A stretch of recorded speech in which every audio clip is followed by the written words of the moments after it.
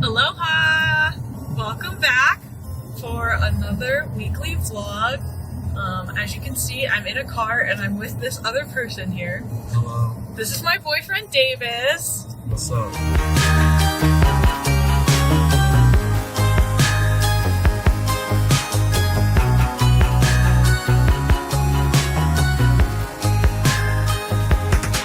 He is visiting me this week because it's his spring break. Tell us a bit about yourself, I guess. I'm Davis. I go to school at Ohio State in Columbus, Ohio, so I'm taking a week out of the freezing cold to be in the warm. It's very nice. I study math and physics, which is so basically, yeah. That's Difficult. So Davis is visiting me. We've been dating for about 3.5 years now, and we met in high school. We started dating in high school and have been dating ever since. So we're kind of used to like the long distance thing. That's kind of like just like how we operate, I guess. This is like there's never been like a time difference before though. I know it's like 6 hours. Yeah, it's crazy. But yeah, so this week's topic is like how I've grown during exchange, but I thought that since Davis was here, we could talk about how we have both grown during this exchange, because me being here not only affects me, but affects Davis too, because he has to deal with my crap. Oh, what's that? I think that was a pheasant. That doesn't matter. It wasn't a nene. It wasn't a nene. We're driving on the Saddle Road right now to go pick up my parents from the airport because they're going to visit for my spring break, which starts today. So yeah. So I'm going to ask Davis some questions, and we're like both going to answer them and just like talk about them together, and hopefully we will come to some sort of conclusion about like how we've grown as people. Yeah. All right, let's get started. What's the first question?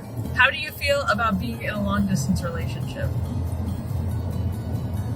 I don't know. How do you feel about it? It's good because relationship, but bad because long distance. Yeah. I like, I don't know, like, it makes me look forward more to breaks. It's nice to like have like the distance sometimes, just because like school is gross and takes a lot of focus, and like some space helps with like being able to like branch out and do new things and whatever. Yeah, I agree. And like have your own group of friends. Yeah. And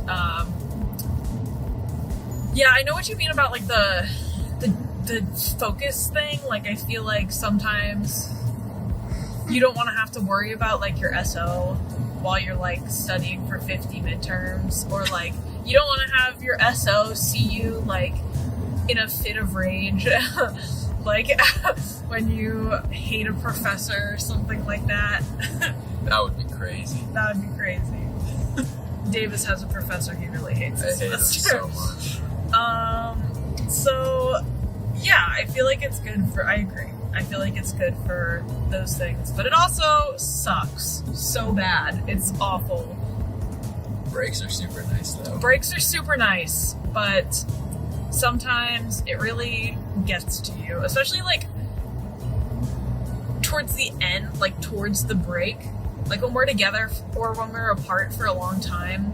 When it gets close to a break, I'm always just like, wow, this really stinks, huh? Spring semester is the one that sucks just because it's long and there's only one real break. Yeah, spring break's like the only time we really get to see each other. Until summer, but you know what I mean. Like, it's like a solid 2 months, and then we see each other, and then it's another solid 2 months of just like not seeing each other. So that stinks. But okay. So what's the next question? What is your least favorite part of being long distance? Your favorite part? Okay, so favorite and least favorite parts of being long distance.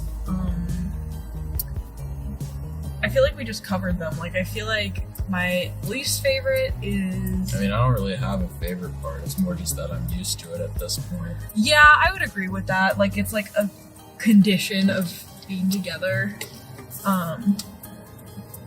Least favorite part for sure, at least with the time difference, is that like, I mean, you don't get up until like 1 p.m. my time usually, and like I go to bed at like 8 p.m. your time. Sometimes earlier. I mean, like, it's weird that it's gonna be midnight your time when I'm eating dinner, you know? And then so that's like most of my free time during my day is in the evening, and I can't even talk to you during it because you're going to bed, and then most of your free time is in the evening, and I can't talk to you because I'm like in class or like doing whatever. So that does suck. The time distance. Okay, to be fair though, like normally when it's just like I'm in South Carolina and Davis is in Ohio, there's no time difference, and so that's like a lot easier, is what we're realizing.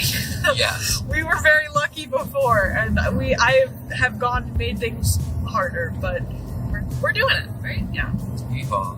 I would say like my favorite thing is like the stability, because like even though we're not near each other, I know that you're there, and like I can just text you or call you whenever, and it's fine. You know? Going to different schools too, or like midterms and finals usually don't align, so like usually we're not both stressed and pissed off at the same time. Yeah. That's I like not going to the same school, I think. Yeah. Like I like the individualism, and I like I don't know, like just being able to have our own experiences.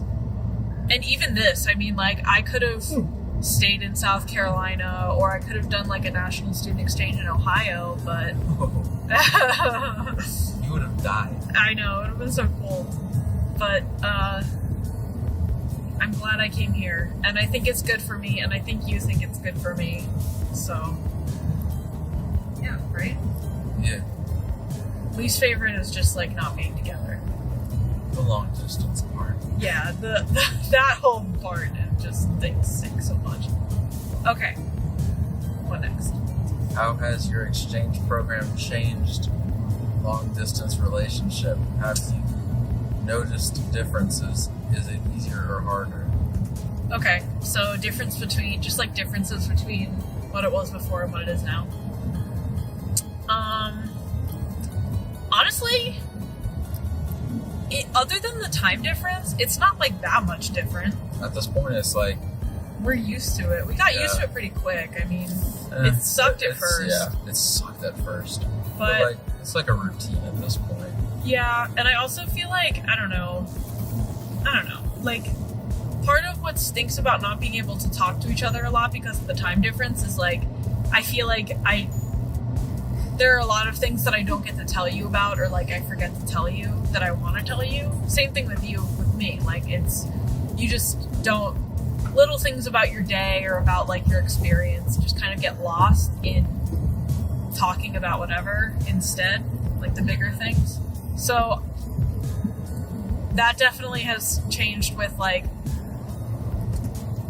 time change, but I feel like we've more or less adjusted. Yeah. And now you've been to my university. Yeah. So yeah.